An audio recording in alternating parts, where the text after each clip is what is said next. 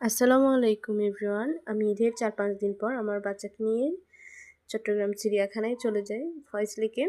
তারপর একটা লম্বা লাইনে দাঁড়াই, 2টা টিকিট কেটে আমি চিড়িয়াখানার ভেতর ঢুকে পড়ি। এরপর এই লম্বা লম্বা কি জানি না এটা দেখি, এরপর ময়ূর দেখি, সুন্দর ময়ূর।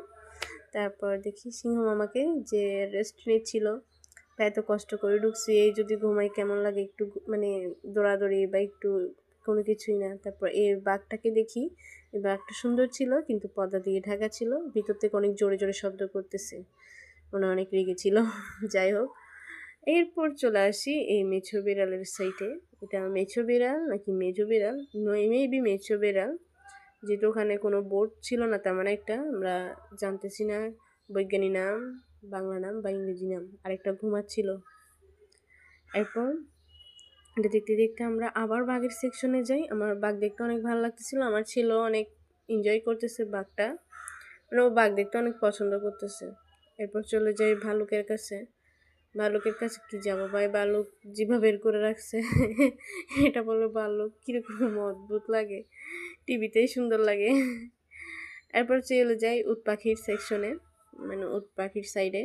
ওই দিক দিয়ে যাওয়ার পর আমার ছেলেও দেখতেছে, কিরে এটা কি জিনিস, এত লম্বা মাথা।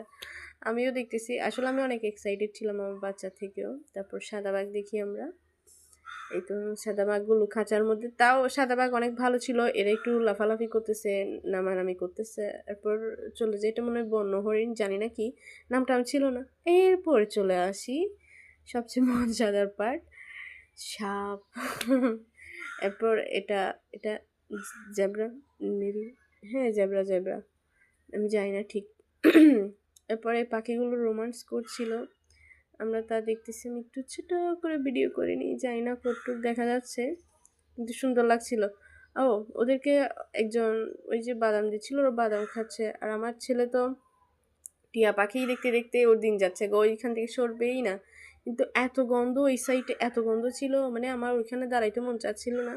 কিন্তু আমার ছেলে ওই টিয়া পাখিই দেখবো, ওইদিকেই দাঁড়াই আছে, ও কোনো মতেই সরবে না। বলি যে চলে আসো চলে আসো, বলছে না না যাবো না। যে তাইলে দেখ গন্ধ খা। এরপর কিছুক্ষণ হাঁটাহাঁটি করলাম, হাঁটাহাঁটি করতে করতে ভিডিও করলাম। ওখানে ফ্রি দোলনা ছিল, তারপর বাচ্চারা ওই যে লাফাই লাফাই নিচে নামে ওরকম, এগুলো ফ্রি ছিল, এগুলাতে খেলতেছিল। একদম জায়গা ছিল না, মানুষ ভরপুর, এত মানুষ এত মানুষ, মানে গরম লাগতেছে, মানে কিরকম বলি যে কেন এত ভিড়ের মধ্যে আসলাম, আফসোসও করতেছি, কিন্তু বাচ্চা নিয়ে গেলাম, বাচ্চা তো এনজয় করতেছে, আমার গরম লাগলে আর কি হবে। তারপর আমার মতন আরও কিছু মানুষ গেছে, নিজে নিজে ভিডিও করতেছে। এরপর আমি এই সুন্দর হরিণগুলোকে দেখতে পাই, ওগুলো অনেক সুন্দর ছিল। এই যে পাশে একজন কি খাবার দিচ্ছে জানি না ঠিক, কিন্তু সে দৌড়ায় দৌড়ায় আসতেছে।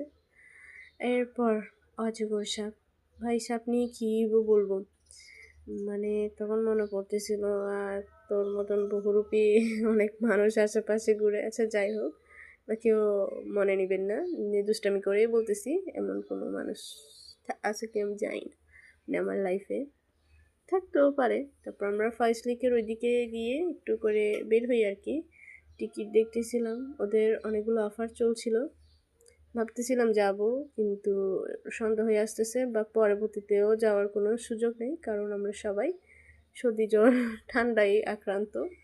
এরপর আমরা বাহির থেকে